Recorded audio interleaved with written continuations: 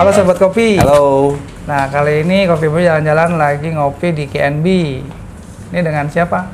Dengan Daud. Dengan Pak Daud. Kopi Boy jalan-jalan. Ikut dong. Oke, Pak Daud, terima kasih waktunya. Sama-sama, Pak. Udah dikasih kesempatan Sama-sama. berkolaborasi.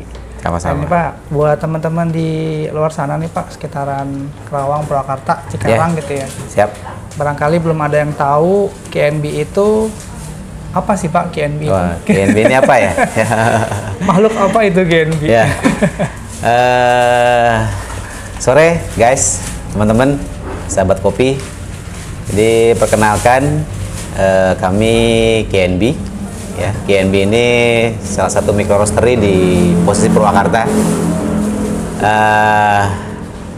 Kepanjangan KNB sendiri ini sebetulnya unik gitu ya. Nah, bukannya aneh-aneh. Itu kepanjangannya kopi dan beras. Kopi dan beras. Kopi dan beras, kopi shop dan roastery. Aneh kan ya? Ya memang awalnya itu kita berawal dari toko beras sebetulnya. Oh gitu. Jadi saya punya satu ruko, sebelahnya beras, sebelahnya saya bikin toko kopi. Oh gitu. Makanya saya bikin KNB, kopi dan beras. Kopi dan beras. Itu tahun berapa Pak? Tahun 2017. 2017. Pertama kali berdiri. Jadi awal-awalnya di ruko kecil, di dekat perumahan saya malahan gitu ya. Nah kebetulan dulu karena saya awal punya kafe di stasiun kopi ya. Nah untuk memenuhi kebutuhan kopinya itu saya bikin roasterinya. Bikin sangrai sendiri lah. Sangrai sendiri. Itu masih pakai mesin William 1 kilo sama 3 kilo. Nah itu bikinnya, ya kapasitas 1 kilo itu bikinnya di ruko itu. Oke, jadi sekalian jualan beras. Betul, jualan beras. Nah dari situ lama-lama ternyata bukan awalnya hanya untuk kebutuhan kafe sendiri gitu ya. Lama-lama banyak permintaan dari kafe-kafe lain. Akhirnya saya pindah ke tempat yang di Jalan Baru. Itu yang di tempat yang lama ya Pak? Tempat yang lama. Gitu, tempat yang lama pindah ke situ. Ya bukan hanya kopi, kita kembangin ke alat-alat kopinya, kembangin juga ke sirup, powder gitu ya. Kemudian juga ke ada juga mesin kopi waktu itu. Ya. Nah dari situ sekarang pindah ke sini. Ini berarti udah titik ketiga? Udah titik ketiga. Waduh, perjalanannya panjang ya Pak? Betul. Nah kemudian yang mesin kopinya sekarang, mesin roastingnya juga dari awalnya sekilo, 3 kilo, sekarang kita beli yang 5 kilo, kemudian kita bikin yang 7,5 kilo. Ini bikin Mbak? Kita bikin sendiri. Custom sendiri yang putih ini custom sendiri? Waduh, jadi ini ya. Ceritanya mesin roasting hasil desain berbagai macam engineering. Jadi mesin yang ini yang made kita bongkar, kita lihat dalamnya, kita tiru, tapi kita perbaharui yang kurang-kurangnya, banyak masukan dari VNT ya, sama dari punya Turki itu apa ya namanya ya. Itu desain itu kita sedikit ambil untuk di mesin yang baru. Waduh, keren tuh. Jadi kapasitasnya bertambah ya Pak? 7,5 kilo. 7,5 kilo. 7,5 kilo. Mantap. Dengan menggunakan drumnya, bahannya kalau yang ini stainless, kalau yang sana kita pakai cast iron, kemudian pakai double wall. Ininya juga bannernya kita pakai yang lumayan banyak, 24 baris gitu ya. Waduh. Jadi lebih cepat, kemudian lebih hemat listrik. Lebih hemat gas gitu ya. Jadi ini dengan bisa merosting tanpa ada api. Oh gitu. Jadi kalau sudah ngerosting 2-3 kali itu sudah panas cukup. Kalau hanya ngerosting 2-3 kilo itu udah nggak usah pakai api juga bisa matang. Oh mantap ya. Di sini ada kelas roasting nggak Pak? Sementara kita belum berani, jujur saya belum berani ngadain kelas roasting karena memang pertama perlengkapannya saya nggak punya mesinnya kecil ya. Jadi kalau untuk bikin kelas roasting minimal ada yang 1 kilo lah gitu ya, atau enggak yang untuk sampel roast lah gitu kan. Tapi karena kita punya yang gede, itu ya di sisi lain juga rada bahaya sih ya. Jadi kalau udah bermain dengan mesin roasting itu kan ada gas di situ, ada api di sana, terus ada alat yang berputar, ada listrik statis. Nah itu nggak gampang gitu. Dan saya belum berani aja sih. Belum berani ngasih. Ya, betul, ke safety. Lebih ke safety ya. Saya pengen belajar Pak kalau ada. Saya juga sama pengen belajar lagi. Jadi ya ternyata di KNB itu awalnya dari toko kopi dan beras, yang sekarang berkembang malah jadi supply ya Pak ya? Jadi suppliernya roast bean. Jadi supply roast bean, supply kebutuhan kafe lah ya. Supply kebutuhan kafe. Nah untuk signature nih Pak, biasa kan kalau setiap roastery kan pasti punya signature roastingan yang jadi ciri khas kan Pak ya? Betul, betul. Nah untuk di KNB sendiri ada apa nih yang nggak akan ditemuin di roastingan atau di roastery yang lain? Kebetulan karena memang apa ya, saya pernah belajar kopi juga di Jepang gitu ya, dan buku-buku referensi saya juga banyak kan dari sana gitu. Jadi gaya roasting saya itu lebih banyak arahnya ke sana. Oke. Nah, jadi mungkin kalau di Indonesia lebih banyak orang yang lebih ngulik roastingan yang light gitu ya, atau light to medium. Kalau saya lebih banyak ke medium to medium atau medium to dark gitu ya. Jadi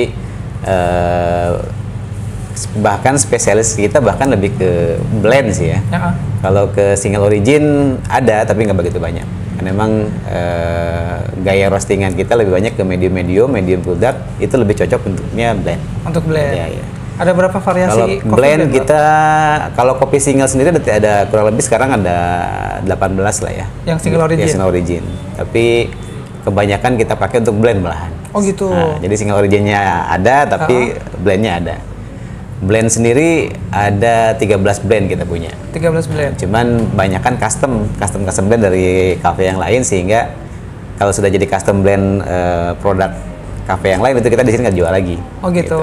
Jadi memang di keep untuk special order ya. Betul. Kalau total mungkin sudah 20 lebih blend yang kita sudah bikin. 20 lebih blend. Yang kita udah bagi-bagi ke tempat yang lain, yang yaitu udah jadi hak patennya mereka gitu. Oh gitu. Ya, yang secara khusus ini dipakai di KNB sendiri itu apa Pak? Kalau di kita yang kita pakai sekarang ini macam-macam, karena kalau KNB kan lebih ke ini ya, lebih ke apa namanya, tempat trial lah ya. Jadi kalau orang ngopi di KNB itu tiap hari bisa beda-beda.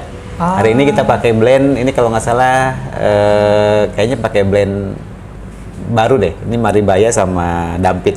Gitu ya. Nanti kalau ini habis nanti ganti lagi pakai blend apa. Jadi untuk kita punya kosakata blend, menyiapkan nanti kalau ada suatu saat ada customer yang pingin custom gitu ya. Nah sebelum itu bisa kita jual, kita cobain sendiri.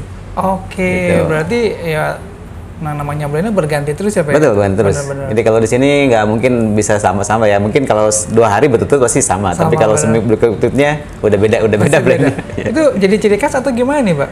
Di kopi shopnya sendiri? Betul, kalau di sini sih ya apa ya, kopi berganti-ganti, kita juga blend ganti-ganti. Jadi orang kalau ngopi ke sini karena mungkin blendnya ganti-ganti gitu ya, itu barangkali jadi dia tarik sih. Gitu. Malah jadi setiap datang rasanya beda-beda terus ya? Beda-beda terus. Sama satu lagi ya, kita karena memang ada di Purwakarta ya, kebetulan kita punya kopi yang memang asli sini, asli Wanayasa, Kiara Pedas tepatnya. Ya kita memang kopi andalannya kopi lokal Purwakarta. Kopi lokal Purwakarta. Ya. Itu jenisnya apa Pak? Yang ini yang kita, ada 3 jenis sebetulnya. Ini yang kita packing, yang saya pegang sekarang ini yang Arabica gitu ya. Kebetulan prosesnya full wash. Kita punya juga yang Robusta sama yang Liberica, ada 3 jenis. Oh 3 jenis. Cuman yang Libericanya ya boleh dibilang ada nggak ada lah. Kadang-kadang tergantung panen ya. Tergantung panen. Sekali panen juga paling banyak cuma 45 kilo, nggak banyak. Kapasitas pohonnya apa? Pohonnya cuma 5 pohon. Ya sama. Cuma 5 pohon. Iya kemarin juga. Jadi ya pohon yang lama gitu ya.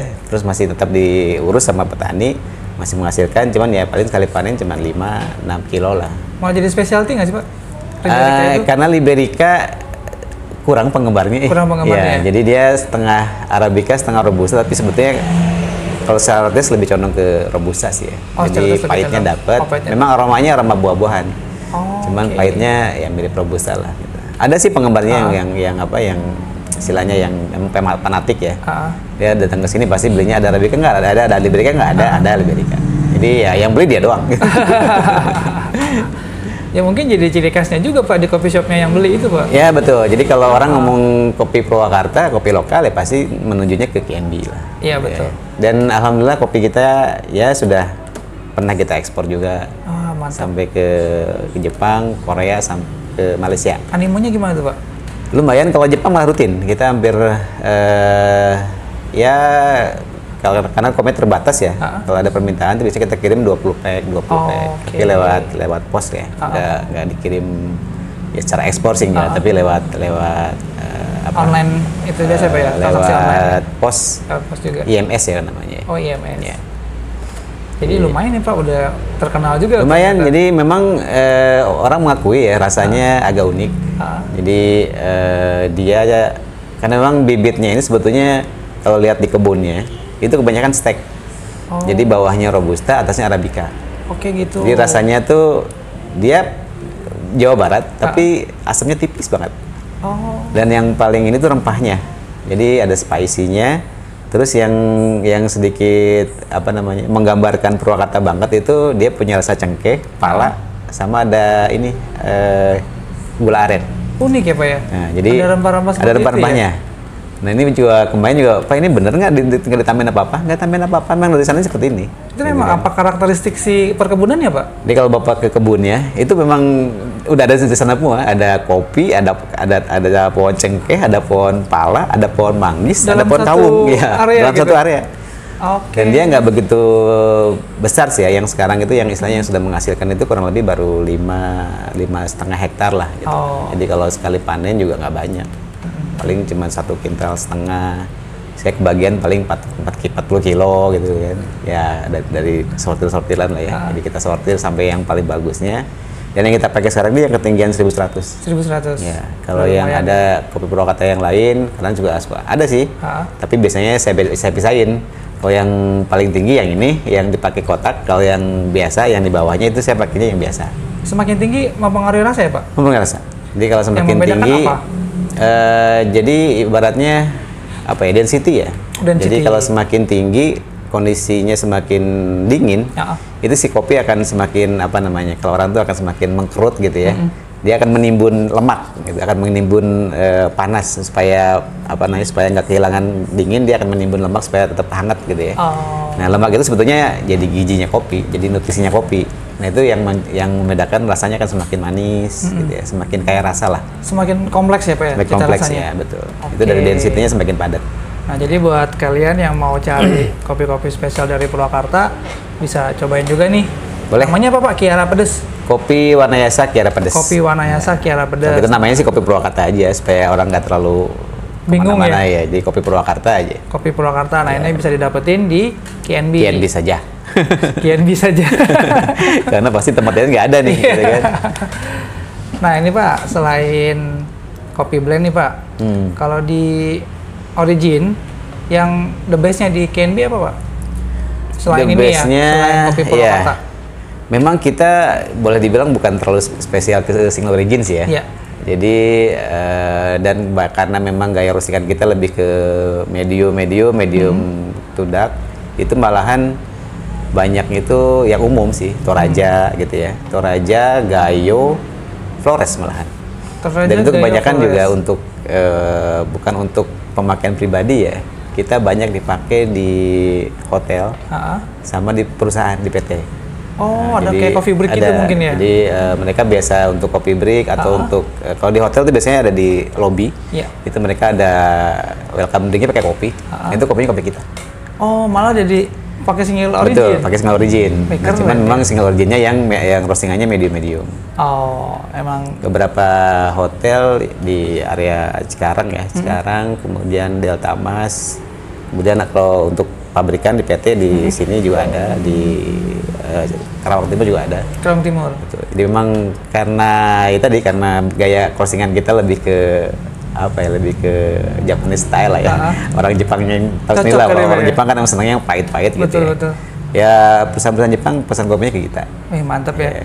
Jadi itu salah satu ciri khas juga ya Pak? Iya betul. Jadi ternyata ya saya juga baru tahu nih ada gaya roastingan tersendiri Pak. Ya betul. Roastingannya agak ya begitulah. Jadi memang kita mengejar kalau light itu kan lebih ke kopi apa adanya lah. Artinya ya memang kalau untuk menikmati kopi yang benar-benar asli apa adanya itu dengan light roast.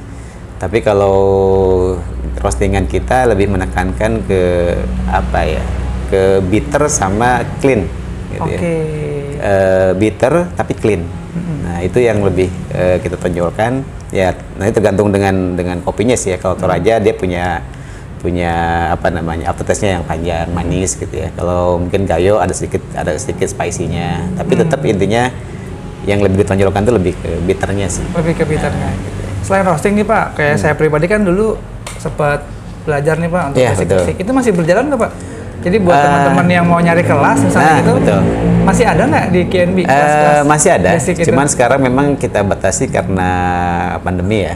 Gitu. Jadi kita juga kadang dulu pernah gitu kan kita mau ngadain 3 orang gitu ya. Nah, cuman ada saran kayaknya jangan kalau tatap muka katanya. Kan sekarang kalau sekolah juga online apa kalau mau training juga jangan online gitu ya. Jadi makanya sekarang kita agak stop dulu. Ya, tapi kalau misalkan 1 orang, 2 orang sih masih lebih ke privat seperti itu ya. Lebih ke privat dan kita atur waktunya supaya jangan sampai kebetulan karena kemarin mungkin pas ada dari Satgas itu pas kita lagi training pas lagi ramai juga sama yang ngopi gitu ya. Jadi kesannya terlalu crowded lah. Ya mungkin nanti kalau ada yang mau belajar paling nanti kita atur waktunya supaya jangan sampai tabrakan sama banyak tamu gitu. Iya benar. Berarti lebih baik ke privat ya Pak ya? Nah betul. Nah, nanti buat sobat kopi di luar sana yang nyari tempat untuk belajar basic-basic ya Pak, manual, espresso. Manual espresso kita 2 hari, pakai 2 hari full dari jam 10 sampai jam 7 malam. Jadi hari pertama itu teori, kemudian espresso base ya. Jadi cara penggunaan mesin, kemudian menu-menu yang berbasis espresso. Hari keduanya kita ada cupping sama manual brew. Wah, itu komplit sih Pak. Komplit. Iya, full jadi paket. Iya, untuk basic ya udah full paket komplit. Iya, betul. Kalau kopi mah sisanya ngulik ya Pak. Nah, kopi mah sisanya ngulik. Kadang basicnya udah dikasih tahu, kalau nggak mau dikembangin juga. Betul, betul. Jadinya ya sama ya, tergantung aja. Ini sih, tergantung latihan lah ya, sama kebiasaan. Betul, betul. Nah nih Pak, kalau sekarang kan ini banyak banget biji kopinya ya di sini. Alhamdulillah, banyak banget biji kopinya. Berarti kan ada biji kopi, ada powder, ada sirup. Ada powder, ada sirup, ada gula, ada alat. Komplit banget. Ya kalau untuk kedai kopi yang itunya kopi ya lengkap lah. Lengkap sih benar Pak. Jadi untuk kebutuhan F&B ya Pak ya, khususnya ya lebih. Ini udah bisa cari juga nih di sini. Jadi kalau untuk kalian yang punya kedai di sekitaran Purwakarta, nggak usah jauh-jauh lagi, bisa langsung ke KNB ya Pak. Jadi nggak usah ke Bandung, nggak usah ke Jakarta, di kita juga lengkap. Dan harganya juga, Pak? Harganya juga dibanding Bandung malah lebih murah saya. Itu kadang-kadang kan kalau misalkan seperti sirup topin gitu ya, di Bandung 125, di kita 120. Gitu. Terus yang Denali juga di online rata-rata 110, di kita 105 gitu ya.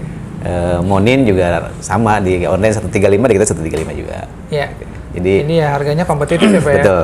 Daripada beli online gitu ya, resiko barangnya datang lama, kemudian apalagi kalau sirup pakai botol kaca takut pecah gitu ya. Ya makanya mungkin kita bisa bertahan karena orang lebih milih datang ke sini lihat langsung daripada beli online. Nah kalau di sini Pak, ini nyediain diseduh nggak sih Pak? Ada diseduh. Ada diseduh juga. Ya, ada. Nggak hanya supply untuk kebutuhan ya. Berarti bisa ngopi juga di sini. Bisa ngopi juga.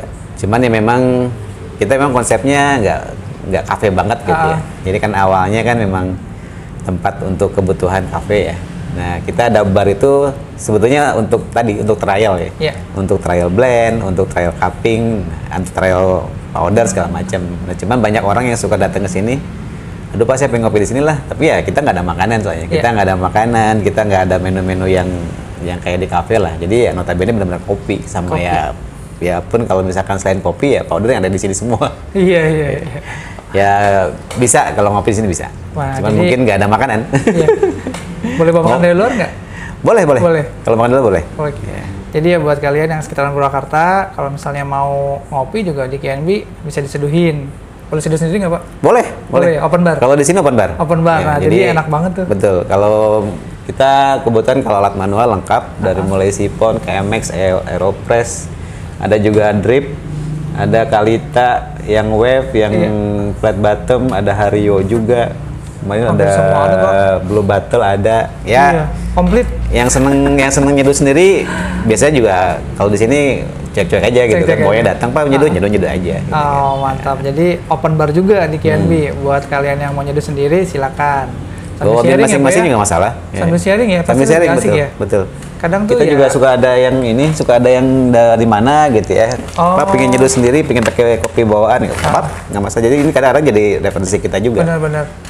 Ternyata gaya roastingannya roaster ini seperti ini gitu kan. Dan kita juga sama-sama belajar lah kan.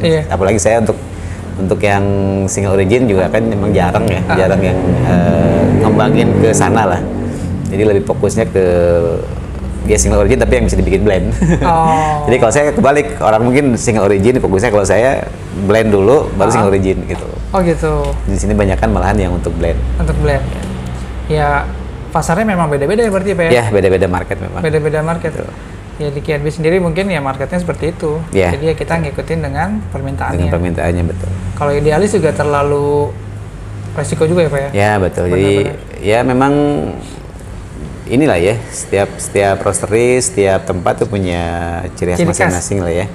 Jadi ada yang memang dia lebih fokus ke single origin, banyak single originnya dengan roastingannya rata-rata light medium, ya sedikit lah yang mediumnya gitu ya. Tapi kalau di kita kebalik, kalau di kita lebih banyak yang ya single origin tapi lebih cenderungnya untuk yang medium dan medium dark, emang lebih banyak untuk di blend sih. Banyak di blend. Jadi single originnya ada, tapi ujungnya kita banyak di blend sih. Tapi malah jadi apa ya, resep-resep yang berbeda ya Pak ya? Iya betul. Kalau tiap minggu pasti kesini pasti aja ada yang blend baru. Tapi ada yang kita bisa jual langsung, ada yang enggak. Jadi yang kita siapkan nanti kalau ada teman-teman dari kafe atau dari tempat yang lain pingin custom blend, nah itu kita udah punya pilihan mau yang A, B, C, D gitu. Oh, komposisinya apa ya, gitu ya. Kita dengan sekarang udah ya boleh dibilang hampir yang sudah ada 20-an, kita punya 5 lagi nih. Yang belum keluar. Yang belum keluar. Senjata pamungkas. Senjata ya, kalau ada permintaan gitu ya. Kita ada yang baru cuman belum ada namanya nih. Itu Ijen sama Flores. Tapi pernah di trial ke konsumen, Mbak? Pernah di sini. Kalau dijual belum pernah. Oh, dijual belum pernah. Ya paling ada yang sekilo. Ya kebetulan di tempat kita sendiri di Fest di Sadak itu pakai itu sekarang. Pakai Ijen sama Flores. Ya. Mantap. Nah nih Pak, untuk closingan, biasanya saya minta tips dan saran dari versinya KNB untuk teman-teman di luar sana yang mungkin punya cita-cita mau punya coffee shop. Kira-kira apa yang perlu disiapin? Siap. Selain budget ya Pak. Kalau budget kan itu ya harus lah ya. Yeah. Nah, mental budget, paling ya. Iya. Apa yang perlu disiapin nih kira-kira buat teman-teman di luar sana yang pengen punya coffee shop, mungkin belum tahu step-stepnya seperti apa. Yeah. Ada tips dan saran nggak dari Pak Daud? Sebetulnya gampang sih ya. Kan awal juga saya kalau bikin coffee shop tuh kayaknya perlu modal yang gede gitu ya. Perlu segala macam alat. Ternyata sebetulnya enggak ya. Kita modal grinder 1, toples 5, sama kopinya aja udah jadi coffee shop. Iya, betul. Jadi kopi tubruk, terus Vietnam drip gitu ya menunya. Kayak gitu aja udah bisa jadi coffee shop gitu ya. Jadi nggak usah terlalu pikir yang susah-susah. Modal 5 juta aja udah bisa bikin coffee shop gitu ya, di luar tempat tentu ya. Kalau alat doang sih nggak begitu mahal ya. Nah kadang-kadang kan orang kan pingin bikin yang benar-benar sempurna gitu, ada mesinnya, ada segala macamnya. Padahal sebetulnya permintaannya belum tentu seperti itu. Nah, benar. Ini salah satu contoh lah. Jadi ada teman saya juga buka kedai kopi di dekat rumah makan Sunda gitu ya. Ya dia berpikirnya, wah lengkap semua, harus ada cappuccino, ada segala macam lah.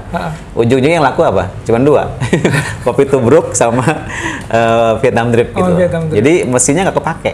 Dia mesinnya 2 grup lagi kan. Iya, malah sayang. Jadi sayang, mending ya kita harus tahu dulu marketnya mau kemana, gitu ya. Marketnya mau kemana? Ya kalau memang marketnya nggak begitu spesifik gitu ya. Ya kebanyakan orang kita ngopinya masih tubruk sama susu lah ya.